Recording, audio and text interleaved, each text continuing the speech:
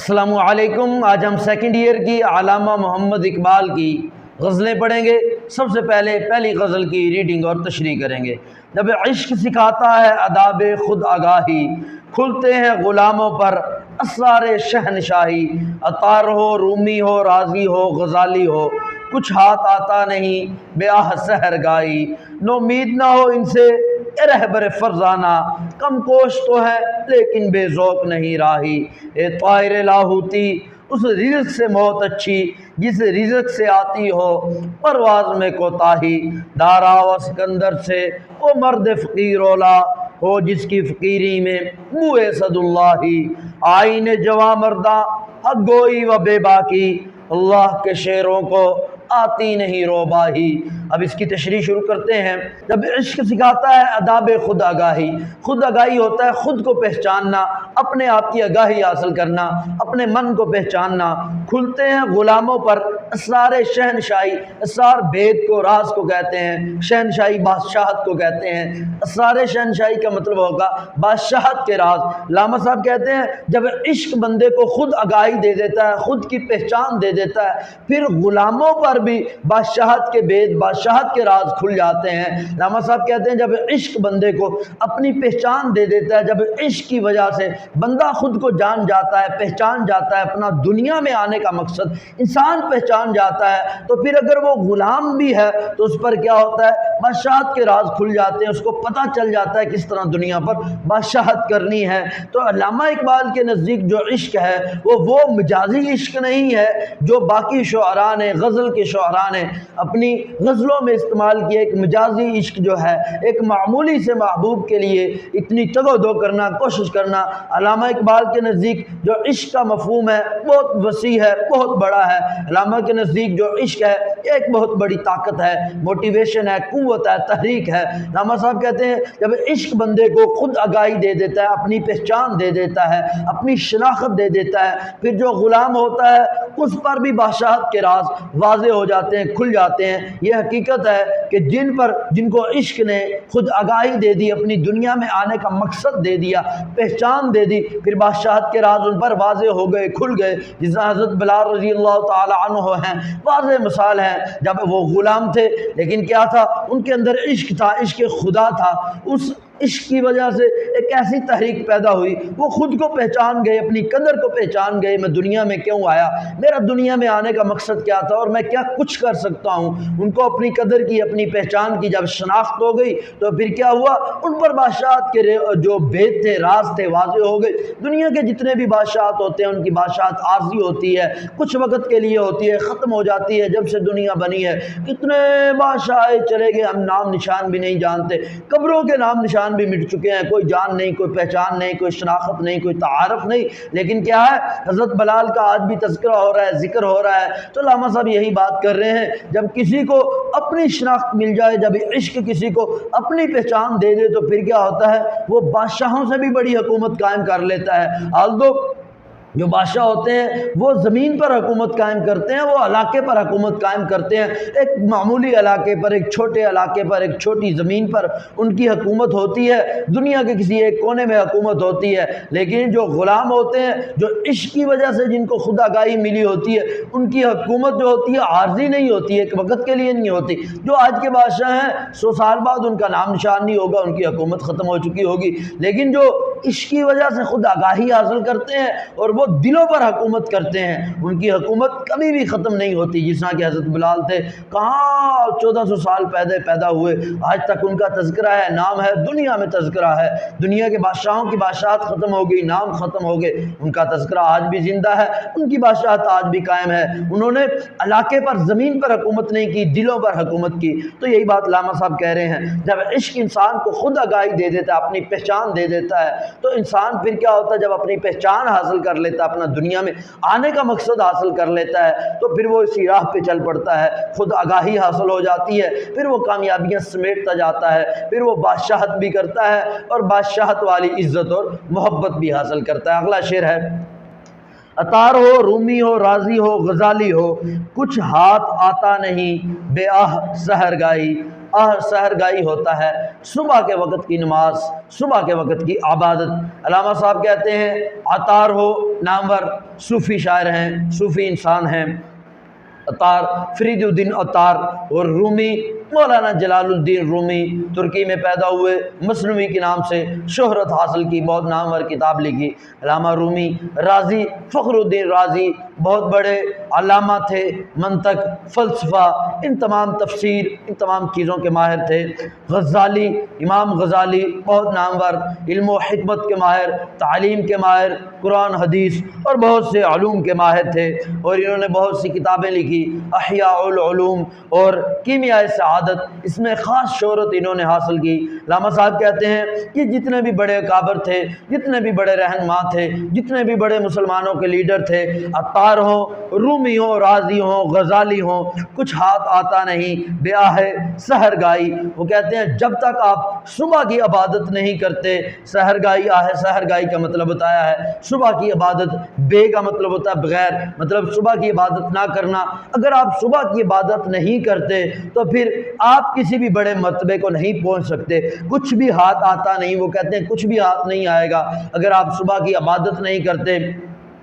جو بھی تھے، عطار تھے، رومی تھے، رازی تھے، غزالی تھے، جتنے بھی بڑے اکابر تھے، ان کے ہاتھ میں بھی بغیر صبح کی عبادت کے ان کے ہاتھ میں بھی کچھ نہیں آیا۔ وہ کہتے ہیں اگر اللہ کے ہاں کوئی بڑا مقام حاصل کرنا چاہتے ہو، دنیا میں کوئی مقام حاصل کرنا چاہتے ہو تو صبح کی عبادت کو لازمی پکڑ لو۔ علامہ اقبال خود بھی تہجد گزار تھے، صبح کی عبادت کرتے تھے، اور دنیا کو بھی اسی چیز کا درس دیتے ہیں۔ جو بندہ صبح کو اٹھتا ہے، ساری مخلوق جب سو رہی ہوتی ہے، خالق کی ذات ہے جو ہر وقت جاگ رہی ہوتی ہے، تو جب بندہ اس وقت اٹھتا ہے اور خدا کے ہاں آہوزاری کرتا ہے اور کسی مقصد پہ وہ ڈٹا ہوتا ہے، تو پھر قدرت اس کی مدد کرتی ہے، بہت سے راز اس پر فاش کرتی ہے، اس کے ذہن کو کھول دیتی ہے، اس پر اپنی بہت سی عنایت کرتی ہے۔ علامہ صاحب کہتے ہیں یہ جتنے بھی بڑے رہنما تھے، علامہ رومی ہوں، رازی ہوں، غزالی ہوں، عطار ہوں، جنہوں نے بھی کوئی مقام حاصل کیا، یہ جو ہے صبح کی عبادت کے بغیر، تہجد کے بغیر،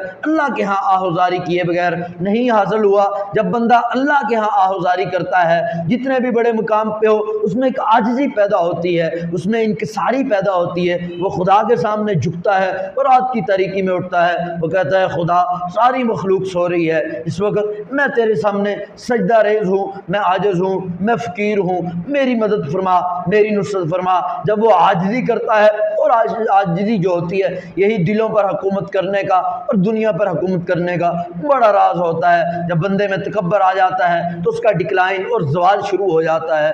تو جو سحر گائی ہوتی ہے یہ انسان کو ایک مقصد پر، ایک نصب العین پر بھی فوکس کرنے میں بھی اس کی مددگار ہوتی ہے۔ جب بندہ کسی مقصد کو اپنا لیتا ہے، پھر وہ تہجد کے وقت اٹھتا ہے، اس کے لیے دعائیں کرتا ہے، وہ مقصد اس کے اندر پختہ ہو جاتا ہے، اس کے اندر عزم بن جاتا ہے کہ میں نے اس ٹارگٹ کو، اس مقصد کو، اس گول کو، اس منزل کو حاصل کرنا ہی کرنا ہے۔ تو یہی بات علامہ صاحب کہہ رہے ہیں، جب بندہ سحر گائی کرتا ہے تو بہت کچھ ہاتھ آ جاتا ہے، لیکن جب سحر گائی نہیں کرتا، اللہ کے ہاں اٹھ کر دعا آہوزاری نہیں کرتا تو کچھ بھی نہیں آتا۔ جتنے بھی بڑے رہنما بنے، انہوں نے اللہ کے ہاں دعائیں کی، کیونکہ سب کچھ کرنے والی ذات اللہ کی ہے۔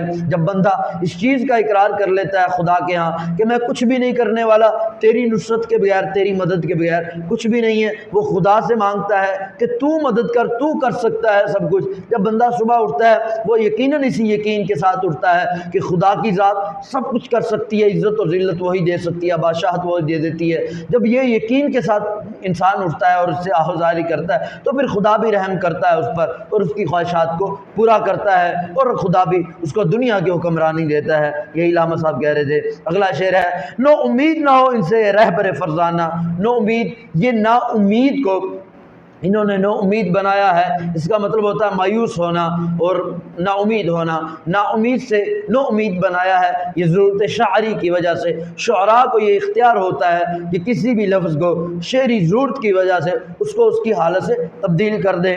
اے رہبر فرزانہ، رہبر رہنماؤں کو کہتے ہیں، فرزانہ عقل مند، رہبر فرزانہ کا مطلب ہوگا عقل مند رہنماؤں۔ کم کوشش کرنے والے لیکن بے ذوق نہیں۔ بے ذوق کا مطلب ہوتا ہے ذوق کا نہ ہونا، خواہش کا، لگن کا نہ ہونا۔ علامہ صاحب کہتے ہیں نو امید نہ ہو ان سے رہبر فرزانہ، کم کوش تو ہے لیکن بے ذوق نہیں۔ علامہ صاحب کہتے ہیں مسلمان رہنماؤ، عقل مند رہنماؤ، ان مسلمانوں سے مایوس نہ ہو جاؤ، اگرچہ یہ کم کوشش کرنے والے ہیں، کم تگ و دو کرنے والے ہیں، لیکن یہ بے ذوق نہیں ہے، ان کے اندر شوق ختم نہیں ہوا۔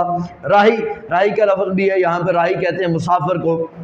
علامہ صاحب کہتے ہیں اے مسلمان رہنماؤ، اے مسلمان لیڈروں، اے عقل مند رہنماؤ، ان مسلمانوں سے مایوس نہ ہو جاؤ، یہ نا امید نہ ہو جاؤ کہ یہ مسلمان کچھ نہیں کر سکتے۔ یہ کہتا ہے علامہ صاحب کہتے ہیں اگرچہ یہ کوشش نہیں کر رہے، کم کوشش کرنے والے ہیں لیکن بے ذوق نہیں ہے، ان کے اندر ذوق موجود ہے، ان کے اندر ایمان موجود ہے، ان کے اندر طلب موجود ہے۔ آلدو اس وقت جو حالات بن چکے ہیں، ان حالات کی وجہ سے کم کوشش کر رہے ہیں۔ جب انگریز بر صغیر میں آیا، اس دور کا ذکر کر رہے ہیں، انگریز بر صغیر میں آیا تو اس نے کیا کیا؟ مسلمانوں سے اقتدار چھینا۔ جب ان سے اقتدار چھینا تو اس نے فل کوشش کی مسلمانوں کو زوال پذیر کرنے کی، پست کرنے کی، گرانے کی، اور ان پر طرح طرح کے ظلم و تشدد اور بربریت کے پہاڑ ڈالنے کی، ان کے عہدے چھین لیے، زمینیں چھین لی، ان کو مختلف طرح سے انہوں نے جو ہے ٹارچر کیا، ان کے جو ہے کاروبار کو تباہ کر دیا، اور ان کا ذریعہ تعلیم انہوں نے ختم کر لیا۔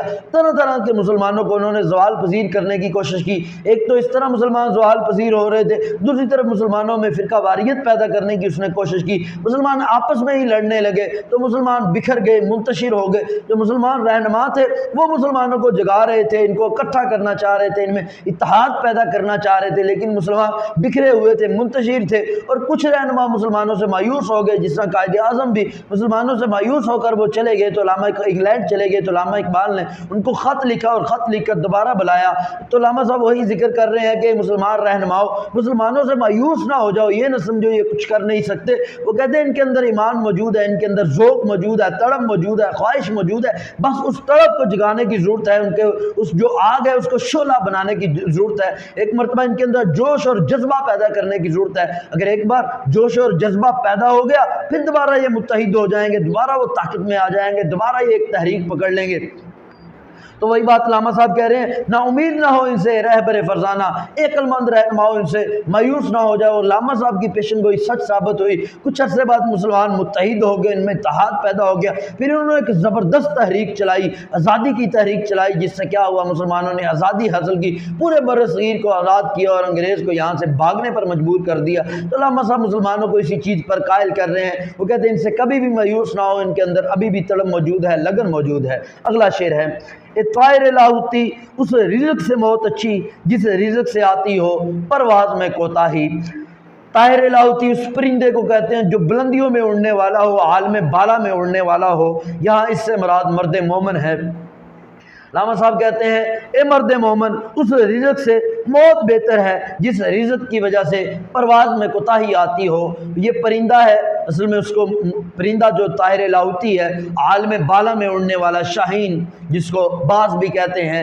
علامہ اس کو مسلمانوں سے تشبیہ دے رہے ہیں۔ وہ کہتے ہیں طائر لاہوتی، اے طائر لاہوتی پرندے، اس رزق سے موت بہتر ہے جس رزق کی وجہ سے پرواز میں کوتاہی آتی ہو۔ جب عقاب کو یا کسی بھی پرندے کو قید کر لیا جاتا ہے، اس کو رزق تو پنجرے میں ملتا ہے، کچھ نہ کچھ کھانے کے لیے، پیٹ بھرنے کے لیے مل جاتا ہے، لیکن کیا ہوتا ہے؟ اس کی آزادی چھین جاتی ہے۔ لیکن جب وہ آزاد ہوتا ہے اپنی مرضی سے وہ ہواؤں میں، فضاؤں میں، خلاؤں میں اڑتا پھرتا ہے، کوئی اس کو پوچھ نہیں سکتا کبھی اوپر کبھی نیچے۔ لیکن یہ ہے کہ بعض اوقات اس کو رزق کے لیے تگ و دو کرنا پڑتی ہے، کوشش کرنا پڑتی ہے، شکار کے پیچھے بھاگنا پڑتا ہے۔ لیکن جو پنجرے میں ہوتا ہے اس کو رزق جو ہے آسانی سے مل جاتا ہے، لیکن کیا ہوتا ہے؟ آزادی چھینی ہوتی ہے، آزادی موجود نہیں ہوتی۔ علامہ صاحب مسلمانوں کو اسی سے تشبیہ دے رہے ہیں۔ وہ کہتے ہیں آلدو تم انگریز کی قید میں ہو، انگریز کی قید کی وجہ سے تمہیں کم کوشش کرنا پڑ رہی ہے کہ جب آزادی کے لیے تم کوشش کرو گے، خون بھی بہانا پڑتا ہے آزادی کے لیے، جانیں بھی دینا پڑتی ہیں، بڑی قربانیاں دینا پڑتی ہیں، بڑی تگ و دو کرنا پڑتی ہے۔ تو اس کے لیے جس طرح وہ شکار کے لیے جو عقاب ہوتا ہے، شاہین ہوتا ہے، اس کو شکار کے پیچھے بھاگنا پڑتا ہے، شکار کو حاصل کرنے کے لیے کوشش کرنا پڑتی ہے، تو مسلمانوں کو بھی آزادی کے لیے کوشش تو کرنا پڑے گی، لیکن علامہ صاحب کہتے ہیں وہ کوشش بہتر ہے جو آزادی کے لیے ہو، اور وہ آزادی بہتر ہے جس میں رزق کی قلت ہو، کم رزق مل جائے، یہ کسی وقت کم مل جائے، یہ کوشش کے بعد مل جائے، وہ رزق بہتر ہے بنسبت اس رزق سے جس کی وجہ سے پرواز میں کوتاہی آتی ہو، جس کی وجہ سے آپ اڑ نہ سکتے ہوں، جس کی وجہ سے آپ عروج اور بلندی حاصل نہ کر سکتے ہوں، جس کی وجہ سے آپ عظمت اور بلندی کے مراتب طے نہ کر سکتے ہوں، جس کی وجہ سے آپ کو غلامی کا طوق پہنا دیا جائے، اس غلامی کی وجہ سے وہ غلامی میں آل دو آپ کو شاید رزق مل جائے، کچھ تھوڑا بہت گزارے کے لیے مل جائے، لیکن اس رزق سے آزادی بہتر ہے، وہ آزادی میں رہنا بہتر ہے۔ علامہ صاحب کہتے ہیں طائر لاہوتی، علامہ اقبال مسلمانوں کو اس عظیم پرندے سے تشبیہ دے رہے ہیں جو بلندیوں میں اڑتا ہے، تو مسلمانوں کو بھی کہہ رہے ہیں کہ تم بھی بلندیوں میں اڑنے والے تھے۔ یہ بات حقیقت ہے کہ مسلمانوں نے جب اقتدار کیا تو دنیا پر راج کیا، بڑی بڑی سلطنتیں، پرشین امپائر اور رومن امپائر، ان کو پاؤں کے نیچے رون ڈالا، بڑی بڑی حکومتیں قائم کی، کہاں یورپ اور کہاں ایشیا، کہاں افریقہ اور دنیا کے جہاں مسلمانوں نے خود نہیں پہنچے، براہ راست حکومتیں قائم نہیں کی، وہاں بھی ان کا رعب اور دبدبہ موجود تھا، لیکن جہاں تک پہنچ سکے وہاں پر بڑی بڑی حکومتیں اور مضبوط حکومتیں قائم کی، اور جہاں بڑھتے اور طائر لاہوتی کی طرح جس طرح یہ بلندیوں میں اڑتا ہے تو مسلمان بھی اڑتے جاتے تھے، عظمت اور بلندی حاصل کرتے جاتے تھے، جس طرح کہ عقبہ بن نافع ہیں، 2 ملک فتح کیے، مراکش اور تیونس، اور فتح کرنے کے بعد اپنے گھوڑا دوڑا دیا اور گھوڑے کو اپنے جو تھا بحر الکاہل میں ڈال دیا اور تلوار کو آسمان کی طرف لہرایا اور کہا اے خدا اگر مجھے معلوم ہوتا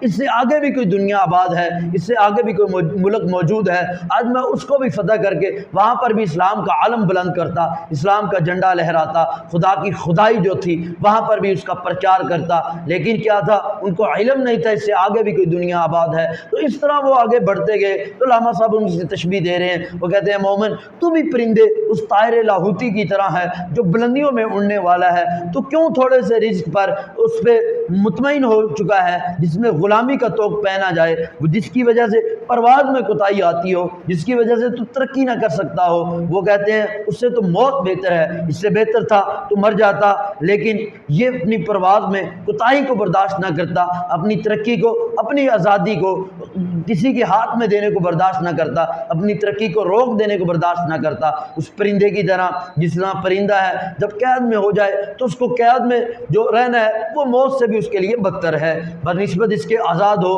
آلدو اس کو کوشش زیادہ کرنی پڑے۔ اگلا شعر ہے دارا و اسکندر سے وہ مرد فقیر اولا ہو جس کی فقیری میں بو اسد اللہ، بو کہتے ہیں خوشبو کو، اسد اللہ حضرت علی کا لقب ہے، اسد اللہ اللہ کا شیر، بو خوشبو کو کہتے ہیں۔ دارا و اسکندر بہت طاقتور 2 حکمران تھے، دارا جو تھا ایران کا حکمران تھا جس نے ایران کو سپر پاور بنایا اور بہت طاقتور حکومت قائم کی، اور اسکندر جس نے 32 سال کی عمر میں آدھی دنیا فتح کر لی اور پوری دنیا کی فتح کا خواب لے کر نکلا تھا، اور 33 سال کی عمر میں اس دنیا سے جاتا رہا، دونوں غیر مسلمان حکمران تھے، مسلمان نہیں تھے۔ دارا و اسکندر سے وہ مرد فقیر اولا، علامہ صاحب کہتے ہیں دارا اور اسکندر سے وہ فقیر بہتر ہے، وہ مرد فقیر بہتر ہے جس کی فقیری میں حضرت علی کی خوشبو ہو، جس کے کردار میں، جس کے انداز میں، جس کے اطوار میں، جس کے طور طریقے میں حضرت علی کی خوشبو ہو، حضرت علی کا کردار سمایا ہو، وہ مرد فقیر اس دارا اور اسکندر سے بہت بہتر ہے۔ یہ بات حقیقت ہے، جس کے اندر حضرت علی جیسی سادگی ہو، حضرت علی جیسا کردار ہو، وہ ان بادشاہوں سے بہت بہتر ہے۔ یہ آئے دنیا سے چلے گئے، ختم ہو گئے، لیکن جو حضرت علی کا کردار لے کر دنیا میں آتا ہے لوگ اس سے محبت کرتے ہیں۔ ان لوگوں نے زمینوں پر حکومت قائم کی، لیکن جو حضرت علی کا کردار اپناتے ہیں وہ دنیا پر حکومت کرتے ہیں اور دلوں پر حکومت کرتے ہیں۔ تو یہی بات کہہ رہے ہیں، کہتے دارا و اسکندر سے وہ مرد فقیر اولا ہے۔ پھر جو حضرت علی تھے ان کے اندر جو سکون تھا، جو اطمینان تھا، جو فقیر ہوتا ہے اس کے اندر جو سکون ہوتا ہے، اطمینان ہوتا ہے، ان بادشاہوں کے اندر نہیں ہوتا، جو ان کے اندر راحت ہوتی ہے۔ پھر جو حضرت علی تھے انہوں نے دنیا میں بھی کامیابی سمیٹی اور آخرت میں بھی کامیاب ہوں گے اور کامیاب ہیں، اور ان کی آخرت میں بھی کامیابی ہے اور دنیا میں بھی کامیابی ہے۔ تو یہی بات ہے، جو مرد فقیر ہوگا، جو ان کے طریقے پر چلے گا وہ دنیا میں بھی کامیابی کامیابیاں سمیٹے گا اور آخرت میں بھی کامیابیاں سمیٹے گا۔ اس لیے علامہ صاحب کہہ رہے ہیں دارا و اسکندر سے وہ مرد فقیر اولا جس کی فقیری میں وہ بوئے اسد اللہ، فقیر سے یہاں مراد اللہ والا ہے، جو اللہ سے محبت کرنے والا ہو، اللہ کی وجہ سے دنیا کو چھوڑ دے، دنیا سے بے رغبت کر لے، دنیا سے کٹ آف ہو جائے۔ جو بادشاہ ہوتا ہے اس کی طمع ہوتی ہے، لالچ ہوتی ہے کہ دنیا اکٹھی ہو جائے، زیادہ سے زیادہ آ جائے، اسی تگ و دو میں اس کی زندگی مشکل بنی ہوتی ہے، اذیت میں مبتلا ہوتی ہے، اسی تگ و دو میں لگا رہتا ہے۔ لیکن جو فقیر ہوتا ہے وہ دنیا سے بے راغب ہوتا ہے، اس کو دنیا کی کوئی پرواہ نہیں، کسی بادشاہت کی خواہش نہیں، بہت پرسکون ہوتا ہے، جہاں جگہ مل گئی سو گیا، جو مل گیا کھا گیا، بہت پرسکون زندگی گزارتا ہے۔ اس لیے علامہ صاحب کہتے ہیں جو فقیر ہوتا ہے پھر وہ مطمئن ہوتا ہے کہ آخرت میں بھی کامیاب ہوگا اور آخرت میں بلند مرتبوں کو پر فائز ہوگا، اس کو موت بھی جو ہوتی ہے ایک چھٹی کا نام لگتی ہے، وہ خوشی سے مرنے کے لیے تیار ہوتا ہے۔ لیکن جو بادشاہ ہوتا ہے دارا اور سکندر جیسا، وہ نہ مرنا چاہتا ہے، وہ دنیا میں ہی جینا چاہتا ہے، اور دنیا کی لالچ بھی اتنی ہوتی ہے جو اس کا سکون چھین لیتی ہے۔ اگلا شعر ہے آئین جواں مرداں حق گوئی و بے باکی، اللہ کے شعروں کو آتی نہیں رو باہی۔ آئین کہتے ہیں قوانین کو، جواں مرداں حق گوئی، حق گوئی کہتے ہیں سچ بات کو کہہ دینا، حق کو کہتے ہیں، گو کہنے کو کہتے ہیں، حق گوئی سچ بات کہہ دینا، بے باکی دلیری کو کہتے ہیں، بہادری کو کہتے ہیں۔ اللہ کے شعروں کو آتی نہیں رو باہی، رو باہی کا مطلب ہوتا ہے لومڑی کی طرح چلاکی کرنا، مکر و فریب کرنا، دھوکہ دہی کرنا۔ علامہ صاحب کہتے ہیں آئین جواں مرداں حق گوئی و بے باکی، علامہ صاحب کہتے ہیں جو جواں مرد ہوتے ہیں ان کا جو قانون ہے، ان کا جو اصول ہے وہ ہے ہمیشہ سچی بات کو کہنا اور بے باکی اور دلیری سے سچی بات کو کہنا۔ جو اللہ کے شعر ہیں ان کو لومڑی کی طرح دھوکے دہی اور چلاکی نہیں آتی۔ علامہ صاحب کہتے ہیں جو اللہ کے شعر ہیں، جو اللہ کے شعر ہیں، جواں مرد ہیں، وہ ہمیشہ سچ بات کہتے ہیں، حق کی بات کہتے ہیں، یہی ان کا اصول ہے، یہی ان کا جو ہے قانون ہے، یہی ان کا آئین ہے۔ جو اللہ کے شعر ہیں، جو جواں مرد ہیں، ان کو ربائی، چلاکی، دھوکے دہی، مکر و فریب نہیں آتا۔ یہ بات حقیقت ہے، جو اللہ کے شعر ہیں وہ ہمیشہ حق بات کو کہتے ہیں۔ حضرت حسین ہیں، ہمیشہ سچ اور حق کا پرچار کیا، چاہے گردن کٹ گئی، شہید ہو گئے، لیکن کیا تھا، سچ بات کہی، ظلم کی بیعت نہیں کی، ظلم اور تشدد کا ساتھ نہیں دیا، ہمیشہ حق گوئی کی۔ یہی بات وہ کہہ رہے ہیں جو اللہ کے شعر ہوتے ہیں وہ ان کو ربائی نہیں آتی، ان کو مکر و فریب نہیں آتا، ان کو منافقت نہیں آتی۔ کتنی ہی مثالیں ہیں، حضرت بلال کی مثالیں ہیں، اگر یہ لوگ چاہتے تو یہ کیا کر سکتے تھے، سچ کو چھپا سکتے تھے، لیکن نہیں چھپایا، کیونکہ اللہ کے شعر تھے، جواں مرد تھے۔ جو بھی جواں مرد ہوتا ہے سچ بات کو کہتا ہے، حقیقت کو کہتا ہے۔ حضرت بلال طرح طرح کی اذیتیں جیلی، طرح طرح کی مشکلات جیلی، گرم ریت پر لٹایا گیا، تشدد اور بربریت کو برداشت کیا، لیکن زبان پر ایک ہی کلمہ رہتا تھا، احد احد، کہ اللہ ایک ہے، اللہ ایک ہے۔ اور جو ظالم حکمران تھا، جو ظالم آقا تھا، وہ طرح طرح سے تشدد کرتا تھا۔ ایک مرتبہ حضرت ابوبکر رضی اللہ عنہ نے بھی کہا کہ آپ دل میں کہہ دیا کرو، آہستہ آواز میں کہہ دیا کرو، تاکہ آپ پر یہ تشدد کم کرے۔ انہوں نے کہا اس میں وہ محبت ہی شامل نہیں ہے، اس میں وہ عشق ہی شامل نہیں ہے کہ جو بلند آواز سے نہ کہا جائے۔ اگر خدا کا پرچار کرنا ہے، خدا کے نام کا پرچار کرنا ہے تو پھر بلند آواز سے کیا جائے۔ تو علامہ صاحب یہی کہہ رہے ہیں جو جواں مرد ہوتے ہیں، جو اللہ کے شعر ہوتے ہیں، ان کو چلاکی اور ربائی نہیں آتی، وہ دلیری سے، ہمت سے وہ جو ہے حق گوئی کہتے ہیں۔ حدیث میں بھی آتا ہے سب سے بڑا جہاد جو ہے وہ ظالم حکمران کے سامنے حق بات کو کہہ دینا ہے، سچ بات کو کہہ دینا ہے۔ علامہ صاحب یہی کہہ رہے ہیں کہ جو سچے لوگ ہوتے ہیں، جو اللہ کے شعر ہوتے ہیں، جو اللہ کے شعر ہوتے ہیں، جواں مرد ہوتے ہیں، وہ ہمیشہ سچ بات کو کہتے ہیں اور بے باکی اور دلیری سے کہتے ہیں، ان کو چلاکی اور لومڑی جیسا مکر و فریب نہیں آتا۔ اب ہم سیکنڈ ایئر کی علامہ محمد اقبال کی دوسری غزل پڑھیں گے۔ سب سے پہلے اس کی ریڈنگ کریں گے۔ نہ تخت و تاج میں، نہ لشکر و سپاہ میں ہے، جو بات مرد قلندر کی بارگاہ میں ہے۔ صنم کدا ہے جہاں اور مرد حق ہے خلیل، یہ نکتہ وہ ہے کہ پوشیدہ لا الہ میں ہے۔ وہی جہاں تیرا جس کو تو کرے پیدا، یہ سنگ و خشت نہیں جو تیری نگاہ میں ہے۔ مہ و ستارہ سے آگے مقام ہے جس کا، وہ مشت خاک ابھی آوارگان رہ میں ہے۔ خبر ملی ہے خدایان بحر و بر سے مجھے، فرنگ راہ گزرے سیل بے پناہ میں ہے۔ تلاش اس کی فضاؤں میں کر نصیب اپنا، جہاں تازہ میری صبح گاہ میں ہے۔ میرے کدو کو غنیمت سمجھ کے باد ناب، نہ مدرسے میں ہے باقی، نہ خانقاہ میں ہے۔ اب اس کی تشریح شروع کرتے ہیں۔ نہ تخت و تاج میں نہ لشکر و سپاہ میں ہے۔ تخت و تاج کہتے ہیں بادشاہت حکومت کو، لشکر و سپاہ کہتے ہیں فوج کو، سپاہیوں کو۔ جو بات مرد قلندر کی بارگاہ میں ہے، مرد قلندر درویش فقیر اللہ والے فقیر کو کہتے ہیں، بارگاہ دربار کو اور آستانے کو کہتے ہیں۔ علامہ صاحب کہتے ہیں جو بات مرد قلندر کے دربار میں، مرد قلندر کے آستانے میں، مرد قلندر کی بارگاہ میں ہے، وہ بات نہ تو تاج و تخت میں ہے، نہ وہ حکومت میں ہے، نہ ہی لشکر اور سپاہ میں ہے۔ علامہ صاحب کہتے ہیں جتنا مرضی لشکر ہو، جتنی مرضی فوج ہو، جتنی مرضی بڑی بادشاہت ہو، لیکن جو چیز، جو بات ایک مرد قلندر کے پاس ہے، ایک مرد قلندر کے دربار میں جو چیز آپ کو مل سکتی ہے، وہ کسی کے دربار میں، کسی کے تاج و تخت میں، کسی فوج کے پاس نہیں ہے۔ یہ بات حقیقت ہے۔ جو محبت، جو حکومت ایک فقیر کو حاصل ہوتی ہے، وہ بادشاہ کو بھی وہ حکومت حاصل نہیں ہوتی، کیونکہ جو مرد قلندر ہوتا ہے وہ دلوں پر راج کرتا ہے۔ جو لوگ دلوں پر راج کرتے ہیں وہ امر ہو جاتے ہیں، ہمیشہ باقی رہتے ہیں۔ دنیا میں بادشاہ آتے ہیں، مٹ جاتے ہیں، نام و نشان ختم ہو جاتا ہے۔ کتنے بادشاہ آئے، مر گئے، کوئی جانتا نہیں، پہچانتا نہیں۔ ہر ملک کا اپنا بادشاہ ہے، کتنے سالوں سے، صدیوں سے دنیا چل رہی ہے، کتنے بادشاہ آتے ہیں، دنیا سے چلے جاتے ہیں، جان پہچان بھی ختم ہو جاتی ہے، کوئی نام لینے والا باقی نہیں رہتا۔ لیکن جو مرد قلندر ہوتا ہے، جو اللہ والا ہوتا ہے، جو فقیر ہوتا ہے، اللہ کے لیے فقر کو اختیار کر لیتا ہے، دنیا سے غنی ہو جاتا ہے، دنیا سے لاپرواہی اختیار کر لیتا ہے، اللہ سے لو لگا لیتا ہے، تو وہ کیا ہوتا ہے؟ وہ بادشاہوں سے زیادہ محبت حاصل کر لیتا ہے، لوگوں کے دلوں میں گھر کر لیتا ہے۔ صدیاں گزرنے کے باوجود بھی اس کا نام باقی رہتا ہے۔ کتنے اللہ کی نیک شخصیات دنیا میں آئی، کتنے بڑے بڑے صحابہ اکرام جو دنیا میں آئے، وہ ایک درویش صفت انسان تھے، لیکن کیا تھا، دنیا سے چلے بھی گئے، آج بھی زندہ ہیں، آج بھی ان کے تذکرے ہیں، آج بھی ان کا نام لیا جاتا ہے۔ اگرچہ بظاہری طور پر ان کے پاس کوئی حکومت نہیں تھی، تاج و تخت نہیں تھا، سپاہی نہیں تھے، فوج نہیں تھی، لیکن کیا تھا، ان کی جو حکومت تو تھی، لیکن ان کی حکومت کہاں تھی؟ دلوں پر حکومت تھی، ان کی زمین پر حکومت نہیں تھی۔ بادشاہ جنہوں نے زمین پر حکومت کی، زمین پر حکومت کے لیے ان کو فوج بھی چاہیے ہوتی ہے، تاج و تخت بھی چاہیے ہوتا ہے، سب کچھ ہوتا ہے، لیکن جو فقیر ہوتا ہے وہ سادگی ہوتی ہے، اس میں گدڑی ایک ہوتی ہے، اسی میں اس کے ساری زندگی کی بسر ہو جاتی ہے، گزر بسر ہو جاتی ہے۔ فقیر صفت ہوتا ہے مل گیا کھا لیا، نہ ملا تو نہ کھایا۔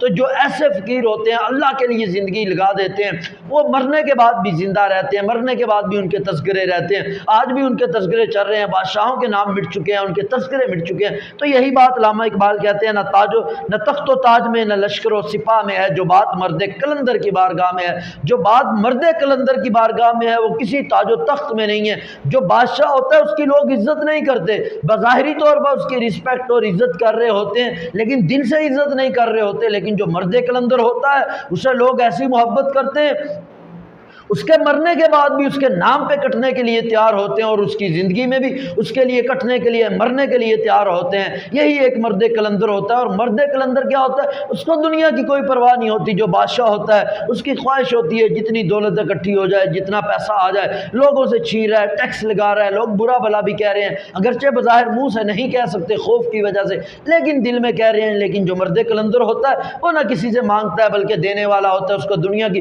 کوئی پرواہ نہیں ہوتی، کوئی آ رہا ہے، کوئی جا رہا ہے، جو بھی ہو رہا ہے، کوئی خوف نہیں ہے، بہت پرسکون زندگی ہوتی ہے۔ بادشاہ کو نہ دن کا سکون ہے نہ رات کا چین ہے، سونے کے وقت بھی خوف ہے، جاگنے کے وقت بھی خوف ہے، بہت سی سپاہ ہے، بہت سا لشکر ہے، اس کے باوجود بھی خوف ہے، طرح طرح کا خوف ہے۔ لیکن جو فقیر ہے اس کو کوئی خوف نہیں، جہاں جگہ مل گئی وہاں سو گیا۔ بادشاہ موت سے بھی ڈرتا ہے کہ موت نہ آ جائے، موت آ گئی تو میری حکومت ختم ہو جائے گی، میرا اقتدار جاتا رہے گا، میں دنیا سے جاتا رہوں گا، لوگ مجھے بھول جائیں گے۔ لیکن فقیر کو اس کی فکر نہیں ہوتی، اگر میں دنیا سے چلا گیا کیا ہوگا؟ وہ سوچتا ہے اگر دنیا سے چلا گیا تو اللہ تعالیٰ مجھے اپنے انعامات سے نوازے گا، اور آخرت کی زندگی بہت اچھی ہوگی، اور جنت الفردوس میں مقام ملے گا، اور دنیا میں بھی اس کو کوئی فکر نہیں ہوتی، بلکہ اس کا نام ہمیشہ کے لیے باقی رہ جاتا ہے۔ لوگ اس کے تذکرے کرتے ہیں، لوگ اس سے محبت کرتے ہیں، اس کا جو جانا ہوتا ہے وہ جانا لوگوں کے لیے دکھ دہ ہوتا ہے، فقیر کے لیے نہیں ہوتا، اس کے لیے تو موت جو ہوتی ہے ایک چھٹی کا نام ہوتا ہے۔ تو یہی فرق ہے بادشاہ اور فقیر میں۔ تو یہی وجہ ہے علامہ صاحب کہہ رہے ہیں جو چیز آپ کو، جو علم، جو آپ کو حکمت، جو دانائی، جو سادگی، جو دلوں میں محبت کرنے کا جو فن ہے، جو مرد قلندر سے آپ کو ملے گا وہ بادشاہ سے کبھی بھی نہیں ملے گا۔ اگلا شعر ہے सनम कदा है जहाँ, सनम कदा कहते हैं बुत खाने को जहाँ बुत रखे हों। अल्लामा साहब कहते हैं सनम कदा है जहाँ, ये जो दुनिया है ये एक बुत खाना है। मर्द हक होता है सच्ची बात कहने वाला। खलील अल्लाह तबारक व तआला के बरगुज़ीदा पैगम्बर हज़रत इब्राहीम अलैहिस्सलाम का लक़ब था खलील। ये नुक्ता कहते हैं राज की बात, पोशीदा बात। ये नुक्ता वो है, बारीक बात को भी नुक्ता कहते हैं। ये नुक्ता वो है कि पोशीदा कहते हैं छुपा हुआ, ला इलाह में है। लामा साहब कहते हैं ये सारी दुनिया एक बुत कदा है, एक बुत खाना है, और यहाँ पर जो हक की बात कहने वाला है, सच की बात कहने वाला है, वो अल्लाह के खलील हैं।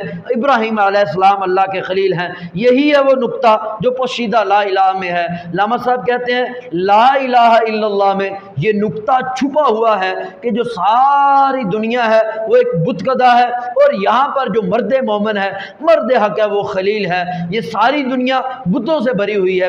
हज़रत खलील अल्लाह ताला के बरगुज़ीदा पैगम्बर थे हज़रत इब्राहीम अलैहिस्सलाम, जिन्होंने बुतों को तोड़ा। नमरूद ने जो बुत खाना बनाया था, आज़र का जो बुत खाना था, जब वो मेले पर गए हुए थे तो इब्राहीम अलैहिस्सलाम उस बुत खाने में जाते हैं और तमाम बुतों को तोड़ देते हैं, उनके हाथ पाँव अलहदा कर देते हैं, और जिस कुल्हाड़े से तोड़ते हैं वो कुल्हाड़ा बड़े बुत के कांधे पर रख देते हैं। जब लोग वापस आते हैं तो वो कहते हैं ये यकीनन इब्राहीम अलैहिस्सलाम नहीं तोड़ा होगा, क्योंकि वही बुतों के खिलाफ बोलते रहते थे। इब्राहीम अलैहिस्सलाम को बुलाया जाता है तो उनसे पूछा जाता है कि ये आपने किया? वो कहते हैं बड़े बुत से पूछ लो। तो वो कहते हैं ये तो बड़ा बुत तो बोल ही नहीं सकता, इसको तो कुछ पता ही नहीं है। तो इब्राहीम अलैहिस्सलाम कहते हैं जब इसको कुछ पता नहीं, कुछ कर नहीं सकता, अपनी हिफाजत नहीं कर सकता, तो इसको आप किस तरह माबूद बनाया हुआ है, किस तरह आप इसको अपना खुदा समझते हो, किस तरह इसको अपना माबूद समझते हो? तो लामा साहब वही बात कर रहे हैं, उनका तज़किरा किया है तलमीह के तौर पर इब्राहीम अलैहिस्सलाम का। तो खलील उनका लक़ब है तो इसलिए उनका तज़किरा किया है। वो कहते हैं ये जो सारी दुनिया है ये बुतों से भरी हुई है। इस बुतों से भरी हुई दुनिया में जो है हक की बात कहने वाला वो वही मर्द मोमिन है जो हज़रत खलील अलैहिस्सलाम के तरीके पर चलेगा। क्या कहते हैं? कहते हैं सनम कदा है जहाँ मर्द हक है खलील। ये नुक्ता वो है पोशीदा ला इलाह में है। वो कहते हैं ला इलाहा इल्लल्लाह में ये नुक्ता छुपा हुआ है कि जो सारी दुनिया है ये बुत कदा है, और जो मर्द मोमिन है वो कौन है? वो खलील है। यहाँ दुनिया जो है ये यकीनन बुतों से भरी हुई है। उस वक्त जो इब्राहीम अलैहिस्सलाम का दौर था, उस वक्त जो बुत होते थे वो आटे से बने होते थे, पत्थर से बने होते थे, वो किसी सख्त चीज़ से, सख्त दात से, लकड़ी वगैरह से बने होते थे। लेकिन जो आज के बुत हैं वो मुख्तलिफ तरह के बुत हैं। पैसे का बुत है, लोग पैसे की मोहब्बत करते हैं, उसके पीछे दौड़ते हैं। दौलत का है, शोहरत का है, ओहदे का है, लोग ओहदे के पीछे दौड़ते हैं, शोहरत के पीछे दौड़ते हैं। खौफ का बुत है, लोग किसी ताकतवर से डरते हैं, ये हमारा को बिगाड़ ना दे, हमारे नुकसान ना पहुंचा दे। तो लामा साहब कहते हैं ये सारी दुनिया बुतों से भरी हुई है। जो मर्द मोमिन है उसका काम क्या है? इन बुतों को तोड़ना, इन बुतों को नेस्तो नबूद करना। और यही नुक्ता ला इलाहा इल्लल्लाह में छुपा हुआ है। जब आप ला इलाहा इल्लल्लाह कहते हैं, ला इलाहा का मतलब होता है कोई नहीं माबूद। ला इलाहा इनकार की अलामत है। लामा साहब कहते हैं जब आपने कलमा पढ़ लिया, जब आपने कह दिया ला इलाहा, इसका मतलब है कोई माबूद नहीं, तमाम माबूदों का, तमाम बुतों का इनकार कर दिया। फिर जितने भी बुत हैं फिर उनसे मोहब्बत नहीं करनी, उनसे उल्फत नहीं करनी, उनसे लगाव नहीं रखना, उनकी पूजा नहीं करनी। वो कोई भी बुत हो सकता है, वो दौलत का बुत हो सकता है, शोहरत का बुत हो सकता है, ओहदे का बुत हो सकता है। इसलिए अल्लामा साहब कहते हैं कि ला इलाहा इल्लल्लाह में ये नुक्ता छुपा हुआ है। जब आपने ला इलाहा इल्लल्लाह पढ़ लिया, आपने इस चीज़ का इकरार कर लिया कि कोई भी माबूद नहीं है। आगे आपने कहा इल्लल्लाह, सिवाय अल्लाह के। जब आपने शुरू में कहा ला इलाहा, लामा साहब ने वही जिक्र किया। ला इलाहा इल्लल्लाह का क्या मतलब है? कोई माबूद नहीं है, कोई माबूद नहीं, कोई इबादत के लायक नहीं है, कोई ऐसा नहीं जिससे मोहब्बत की जाए, जिसकी पूजा की जाए। लामा साहब कहते हैं यही नुक्ता ला इलाहा इल्लल्लाह में छुपा हुआ है कि कोई माबूद नहीं है, और सारी दुनिया क्या है? माबूदों से भरी हुई है। और मर्द हक जो है, मोमिन जो है, वो क्या है? यहाँ पर खलील है, यानी कि वो खलील वाला काम करेगा। मर्द मोमिन क्या करेगा? वो इन बुतों को तोड़ेगा, इनसे नफरत करेगा, इनसे दूर करेगा, लोगों को भी इनसे हटाएगा, लोगों के दिल में भी इनकी नफरत पैदा करेगा। हज़रत खलील अलैहिस्सलाम की तरह, हज़रत इब्राहीम अलैहिस्सलाम की तरह ये जितने भी बुत हैं इन सबको तोड़ना होगा। जब आपने इकरार कर लिया ला इलाहा इल्लल्लाह, जब आपने ये लफ्ज़ पढ़ लिया ला इलाहा इल्लल्लाह कि कोई माबूद नहीं, फिर गोया कि आपने इसका अज़म कर लिया। ये लफ्ज़ पढ़ने से आपने इस बात का अज़म कर लिया कि मैं किसी माबूद को नहीं मानूंगा, किसी माबूद से मोहब्बत नहीं करूंगा। तो फिर जितने भी माबूद हैं, दौलत का کا، شہرت کا، عہدے کا، ان سب کو توڑنا ہوگا۔ مطلب کیا ہے توڑنے کا؟ جب بھی اللہ کا حکم آئے گا تو اس کے مقابلے میں اگر کوئی بھی بت ہے، دولت آ جاتی ہے، شہرت آ جاتی ہے، عہدہ آ جاتا ہے، تو ہم نے اللہ کے حکم کو فالو کرنا ہے، اس بت کو توڑ دینا ہے، اس بت کو چھوڑ دینا ہے۔ تو یہی علامہ صاحب ذکر کر رہے ہیں۔ اگلا شعر ہے، وہی جہاں تیرا جس کو تو کرے پیدا، یہ سنگ و خشت نہیں، سنگ و خشت کہتے ہیں اینٹ اور پتھر کو، جو تیری نگاہ میں ہے، جو تیری نظر میں ہے۔ علامہ صاحب کہتے ہیں مرد مومن ہے، مرد مجاہد ہے، مسلمان، تو اپنا جہان پیدا کر، تیرا جہان وہی ہے جس کو تو پیدا کرے گا، یہ اینٹ اور پتھر کا جہان تیرا جہان نہیں ہے۔ وہ کہتے ہیں وہی جہاں تیرا جس کو تو کرے پیدا، یہ سنگ و خشت نہیں جو تیری نگاہ میں ہے۔ علامہ صاحب کہتے ہیں یہ جو اینٹ اور پتھر کا جہان جو تیری نظروں میں ہے، یہ تیرا جہان نہیں ہے، بلکہ تیرا جہان تو وہ جہان ہے جس کو تو خود پیدا کرے گا۔ وہ کہتے ہیں اس جہان سے محبت نہ کر، اس جہان سے الفت نہ کر، اس جہان سے دل نہ لگا، بلکہ تو اپنا جہان پیدا کر، اپنی دنیا پیدا کر،